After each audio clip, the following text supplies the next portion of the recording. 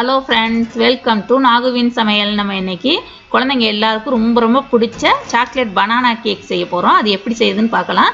இது வந்து பார்க்குறதுக்கு மட்டும் இல்லைங்க, சாப்பிட்றதுக்கு ரொம்ப ரொம்ப சூப்பர் டேஸ்ட்டாக இருந்துச்சு. அந்த கேக் எப்படி செய்யுதுன்னு இப்போ பார்க்கலாம். இப்போ தான் எங்கள் சேனலை ஃபஸ்ட் டைம் பார்க்குறீங்கன்னா கீழே இருக்கிற ரெட் கலர் சப்ஸ்கிரைப் பட்டனை கிளிக் பண்ணுங்கள். கூடவே இருக்கிற பெல் ஐக்கனையும் கிளிக் பண்ணுங்கள். அப்போ தான் நாங்கள் போடுற வீடியோ எல்லாம் உங்களுக்கு நோட்டிஃபிகேஷனாக வரும். இப்போ பாருங்கள், இந்த மாதிரி 2 பழுத்த வாழைப்பழமாக 2 பழம் பெரிய பழமாக எடுத்துக்கோங்க. அதை வந்து ஒரு மிக்ஸி ஜாரில் அந்த தோலை உரிச்சிட்டு இப்போ வந்து சேர்த்துருக்கேன். இதோடு இப்போ வந்து ஜீனியும் நம்ம வந்து போட்டு அரைச்சிக்கணும். ஜீனி வந்து நான் இன்றைக்கி 3/4 கப் அளவுக்கு எடுத்திருக்கேன். அந்த ஜீனியையும் பழத்தையும் ஒன்றா சேர்த்துட்டு நம்ம வந்து மிக்சியில் போட்டு நல்லா நைஸாக பேஸ்ட் மாதிரி அரைச்சி எடுத்துக்கணும்.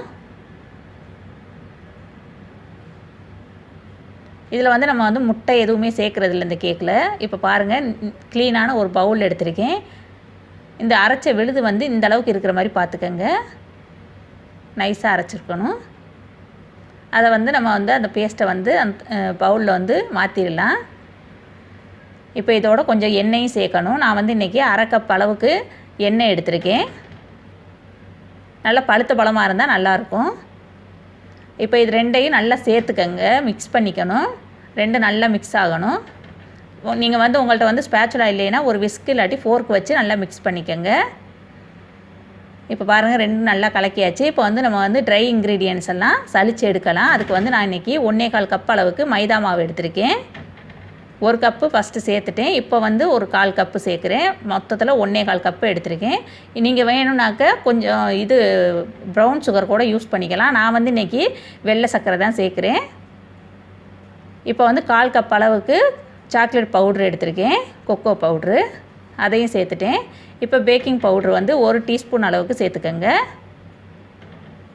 எல்லாமே இந்த மாதிரி தலையை தட்டிட்டு எடுக்கணும். அடுத்து பேக்கிங் சோடா வந்து ஒரு 1/4 டீஸ்பூன் அளவுக்கு எடுத்திருக்கேன், அதையும் சேர்த்தாச்சு. இப்போ ஒரே ஒரு பிஞ்ச் அளவுக்கு உப்பு சேர்க்குறேன். ஏன்னா அந்த சுகரை வந்து பேலன்ஸ் பண்ணுறதுக்காக உப்பு சேர்த்துருக்கேன். இப்போ இது எல்லாத்தையும் நல்லா சலித்து எடுத்துக்கலாம். ஏன் சலிக்கிறோனாக்கா அதில் உள்ள அந்த கட்டியெல்லாம் இதுவாகிறதுக்காக தான் சலிக்கிறது. இப்போ பாருங்கள், அந்த கட்டி இல்லாமல் சலித்த உடனே எப்படி இருக்குன்னு அந்த பவுட்ரு. இப்போ எல்லாத்தையும் சேர்த்து நல்லா கலக்கிக்கங்க. ரொம்ப குத்தி குத்தி கலக்காமல் மெதுவாக கலக்குங்க. இப்போ பாருங்கள், எல்லாம் நல்லா மிக்ஸ் பண்ணியாச்சு. இப்போ நான் வந்து வினிகர் சேர்க்க போகிறேன். 1 டீஸ்பூன் அளவுக்கு வினிகர் எடுக்கிறேன். நீங்கள் வந்து உங்கள் கையில் வினிகர் இல்லைனாக்க எலுமிச்சம்பழம் புழிஞ்சிட்டு அந்த சாறை வந்து 1 டீஸ்பூன் அளவுக்கு சேர்த்துக்கங்க. அடுத்து 1/2 டீஸ்பூன் அளவுக்கு வெண்ணிலா எசன்ஸ் சேர்க்குறேன். சேர்த்துட்டு நல்லா அதையும் மிக்ஸ் பண்ணிக்கோங்க. எல்லாம் ஒரே மாதிரி சேரணும். கேக் வந்து நம்ம கலக்கிறதுல தான் இருக்குது, கேக் சாஃப்டாக வர்றது வராததும். இப்போ 1/2 கப் அளவுக்கு பச்சை தண்ணி சேர்க்குறேன். இது வந்து சூடு தண்ணி இல்லை, பச்சை தண்ணி தான் சேர்க்குறேன். பால் எதுவுமே இந்த கேக்கில் வந்து நான் வந்து தண்ணி தான் சேர்த்து செய்கிறேன். அந்த தண்ணியை வந்து ஒரேடியாக ஊற்றிடாமல் இந்த மாதிரி கொஞ்சம் கொஞ்சமாக ஊற்றிட்டு நம்ம வந்து கலக்கிக்கணும். ஏன்னா ஒரேடியாக ஊற்றிட்டோன்னா ரொம்ப தண்ணியாக போயிடும். அதனால் நம்ம பார்த்துக்கிட்டு கலக்கிக்கிறதுனால கொஞ்சம் கொஞ்சமாக சேர்த்துக்கணும்னா நம்மளுக்கு வேணுங்கிற அளவு சேர்க்கலாம். இந்த மாதிரி நல்லா கிண்டி விட்டுட்டு அதுக்கப்புறம் பத்தலைன்னா இன்னும் கொஞ்சம் சேர்த்துக்கோங்க. நான் வச்சுருந்த தண்ணி எல்லாத்தையுமே ஃபுல்லாக சேர்த்துட்டேன். இப்போ பாருங்கள், இனிமேல் நல்லா கலக்கிட்டு நம்மளுக்கு வந்து மாவு வந்து எந்த அளவுக்கு இருக்குதுன்னு பார்த்துக்கணும். அப்படி இல்லை உங்களுக்கு வந்து மாவு இன்னும் கொஞ்சம் கெட்டியாக இருந்துச்சுன்னா இன்னும் கொஞ்சம் தண்ணி வேணுனாலும் நீங்கள் சேர்த்துக்கோங்க. நான் இப்போ வந்து 2 டேபிள் ஸ்பூன் அளவுக்கு வால்நட் எடுத்து அதை வந்து சின்ன சின்னதாக கட் பண்ணி வச்சுருக்கேன். இந்த பனானா கேக்குக்கு வந்து வால்நட் போட்டோம்னா ரொம்ப ரொம்ப சூப்பராக இருக்கும். நீங்கள் இதோட வேறு ஏதாவது ஒரு நட்ஸு சேர்க்கணுன்னாலும் உங்களுக்கு இஷ்டப்பட்டதுன்னா சேர்த்துக்கலாம். நான் வந்து இன்றைக்கி வால்நட் மட்டும் தான் சேர்த்துருக்கேன். இப்போ வந்து ஃபஸ்ட்டே நான் வந்து இந்த மாதிரி ஒரு பிரெட் மோல்டு எடுத்துகிட்டு அதை வந்து க்ரீஸ் பண்ணி வச்சுட்டு எண்ணெய் தடவிட்டு பட்டர் பேப்பர்லாம் போட்டுட்டு அதில் வந்து நம்ம கலக்கி வச்சுருக்க அந்த மாவை வந்து சேர்த்துக்கலாம். நான் வந்து 180 டிகிரிக்கு 10 நிமிஷம் வந்து அவன் வந்து ப்ரீ ஹீட் பண்ணி வச்சுருக்கேன். இந்த மாதிரி 3 தடவை அதை வந்து தட்டி விட்டுக்கோங்க. அப்போ தான் அதில் உள்ள ஏர் பப்பிள்ஸ் எல்லாம் உடையும். அதுக்காக இப்போ இதை வந்து நம்ம வந்து அவனில் வந்து 40 நிமிஷம் வச்சு எடுத்துகிட்டு வந்துடலாம்.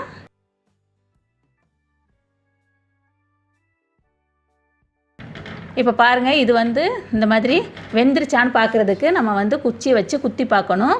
பார்த்தோன்னாக்கா அது வந்து கையில் ஒட்டாமல் வரணும். வந்துச்சுனாக்கா வெந்துருச்சுன்னு நம்ம வந்து தெரிஞ்சுக்கலாம். அப்படி இல்லைன்னா வேகலைன்னா இன்னும் ஒரு 5 நிமிஷம் வச்சு எடுத்துக்கோங்க. இப்போ இது வந்து நல்லா கம்ப்ளீட்டாக ஆற விடணும். அப்போ தான் நம்மளுக்கு வந்து கேக் வந்து நல்லாயிருக்கும். இப்போ நான் வந்து வயர் ரேக்கில் மாற்றிட்டு ஆற விடுறேன். இப்போ பாருங்கள், நல்லா ஆறிச்சு, சாஃப்டாக இருக்குது. இதை வந்து ஒரு தட்டில் மாற்றிடலாம்.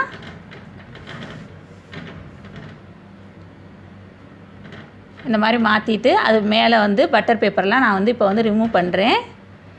இது குக்கர் கேக் வந்து இது அவனில் இல்லாமல் குக்கரில் செய்கிறதுனாக்க நான் வந்து ஏற்கனவே ஒரு சும்மா நார்மலான பனானா கேக் வீடியோ வந்து குக்கரில் வச்சு போட்டிருக்கேன். அந்த வீடியோவோட லிங்க்கும் கீழே டிஸ்கிரிப்ஷன் பாக்ஸில் கொடுக்குறேன், தெரியாதவங்க அதை பார்த்துக்கங்க. இதை வந்து நல்லா ஆற விட்டுட்டு தான் இந்த கேக்கை வந்து நம்ம வந்து கட் பண்ணணும், இல்லைன்னா உடஞ்சிட்டு வந்துடும். இப்போ பாருங்கள் நல்லா ஆறிச்சு, நான் வந்து கட் பண்ணிவிட்டு இந்த பாருங்கள் எவ்வளோ சாஃப்டாக இருக்குதுன்ட்டு. நம்ம இது உள்ளே போட்டிருக்க அந்த வால்நட்ஸ் எல்லாம் எப்படி தெரியுது பாருங்கள் அங்கங்கே. அது வந்து நம்ம சாப்பிட்றதுக்கு ரொம்ப சூப்பராக இருக்கும். இப்போ பாருங்கள் உள்ளரையும் எவ்வளோ சாஃப்டாக இருக்குன்னுட்டு. இதே மாதிரி இந்த மாதிரி லாக்டவுன் நேரத்தில் நம்ம வந்து குழந்தைங்களுக்கு வந்து நம்ம செஞ்சு கொடுத்தோம்னாக்கா நம்ம வீட்டிலே ரொம்ப ஹெல்த்தியான ஃபுட்டு கொடுத்த மாதிரியும் இருக்கும், நம்மளுக்கும் ஒரு சந்தோஷமாக இருக்கும். அதனால் கண்டிப்பாக எல்லோரும் இந்த வீடியோ வந்து ட்ரை பண்ணி பாருங்கள், இந்த ரெசிபியை வந்து ட்ரை பண்ணி பாருங்கள். உங்களுக்கு பிடிச்சிச்சின்னா லைக் பண்ணுங்கள், ஷேர் பண்ணுங்கள், சப்ஸ்கிரைப் பண்ணுங்கள், கூடவே இருக்கிற பெல் ஐக்கானையும் கிளிக் பண்ணுங்கள். தேங்க்யூ.